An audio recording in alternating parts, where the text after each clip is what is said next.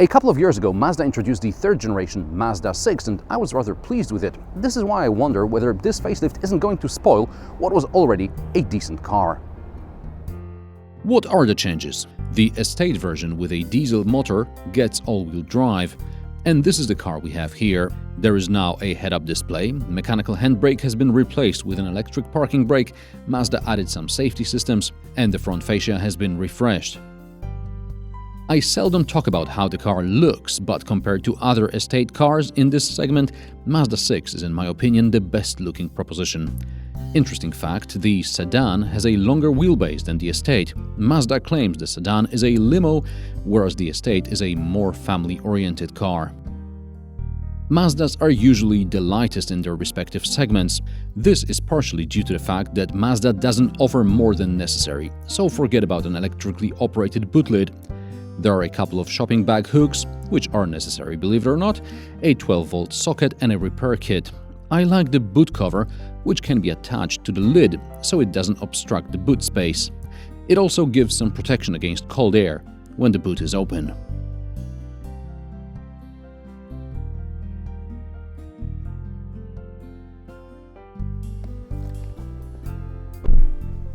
In the back, the seats are rather comfy, but the legroom is, well, it's just about sufficient.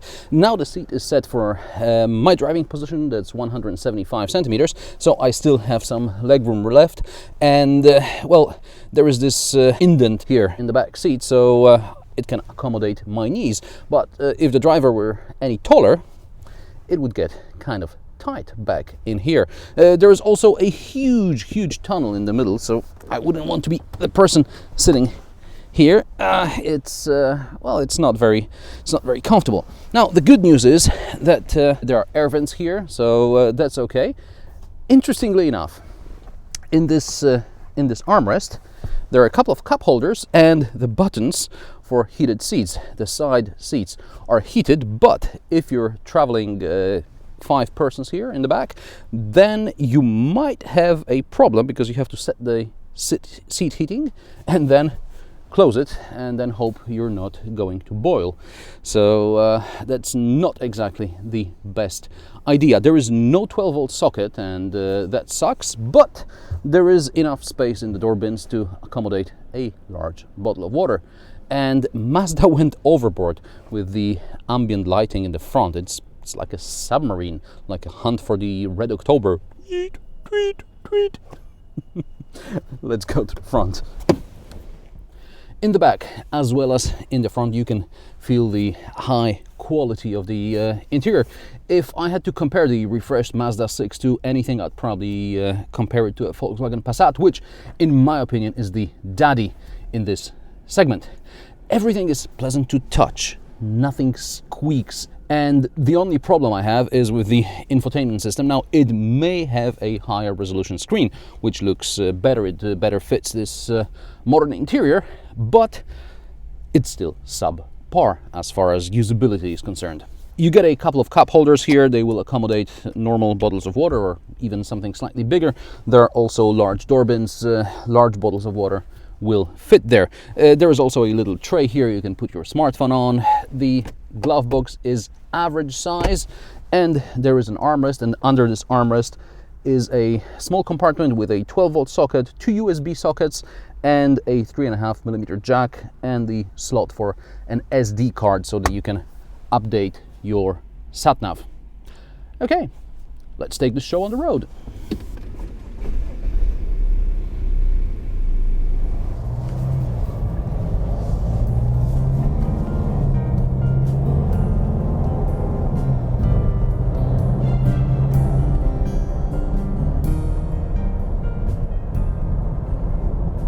Mazda 6 with all-wheel drive is available only with a 2.2-liter diesel. If you want a manual, you get a 150 horsepower engine, but a 6-speed automatic like this one comes with a 175 horsepower engine. This is an engine that comes with a stop and start system and something Mazda calls e-loop, which is basically an energy recuperation system. It recuperates kinetic energy to operate the electric onboard systems. Mazda's manual gearbox is great. It's a gem. Really, really good.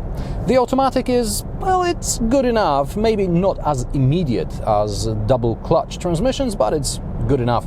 Mazda claims it's a combination of the best you get in a CVT and a double clutch. Okay. The kickdowns are pretty much immediate, and the car goes. So, yeah, I'm satisfied. The shifts may be quick enough, but if I didn't look in the spec sheet, I would have never guessed that Mazda6 is lighter than the Passat, Mondeo and Superb and has the highest torque. I mean, I would never have guessed it because Mazda is also the slowest of the bunch. Even Mondeo Vignale with all-wheel drive, which is much bigger and heavier, is slightly faster from 0 to 100 kilometers per hour. Mazda is also the least powerful of the bunch. Okay, sorry, there is also Opel Insignia, which is slower and less powerful.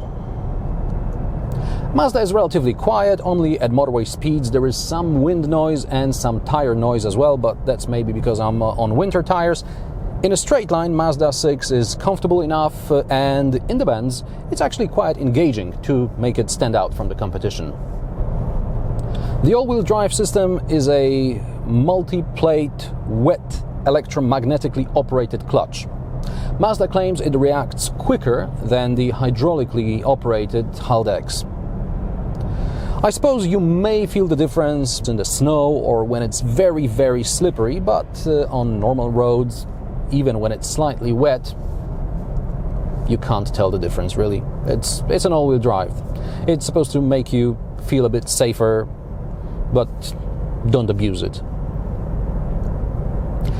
This Mazda 6 is equipped with just about everything the Japanese car maker has to offer, including the sunroof, which it looks ridiculous compared to the panoramic roofs offered by the competition. But Mazda doesn't offer anything that you don't insist upon and which is not necessary to get a high safety score. Adaptive cruise control with collision avoidance? Yes, that's fine.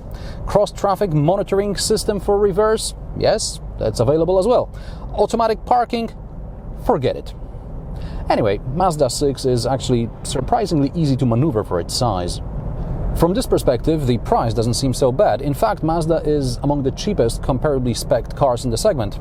Okay, Skoda Superb costs about the same when it's spec'd similarly, and Skoda Superb is a bigger car, but what makes Skoda Superb stand out are the Simply Clever solutions. Put these on and you're looking at a price close to the Passat or Ford Mondeo Vignale, which is around 50 grand mark. Where Mazda 6 fails is in the fuel consumption department. The manufacturer claims this car will do 5.4 liters per 100 kilometers in the combined cycle, and I never managed to go below 8. At the moment, after driving back and forth on this rather empty road, I got it down from 8.8 to about 8.4. And should I take this car on a motorway, it's gonna do closer to 9. Rear visibility is okay. Yeah, it's alright. There is a bit of a blind spot here around the A-pillar in the front. On the head-up display, I get information from navigation, there's information from the speedo, and there's also information from the lane assist system, which, by the way, can slightly correct my trajectory if I cross the line.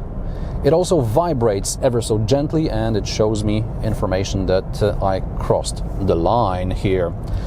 Now, don't try to leave it all alone, because if I let go of the steering wheel,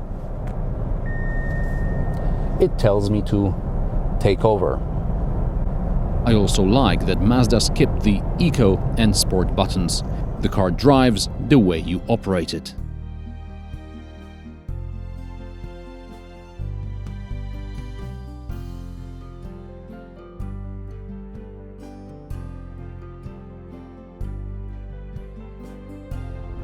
Besides sat-nav, Mazda did improve this model. In the world of predictable Mondeos, fleet Avanci, and excellent but boring Passats, Mazda 6 is like a breeze of fresh air. The 2.2-litre all-wheel drive diesel costs around 45,000 euros, close to a similarly spec'd Superb, but significantly cheaper than a Passat or a Mondeo Vignale.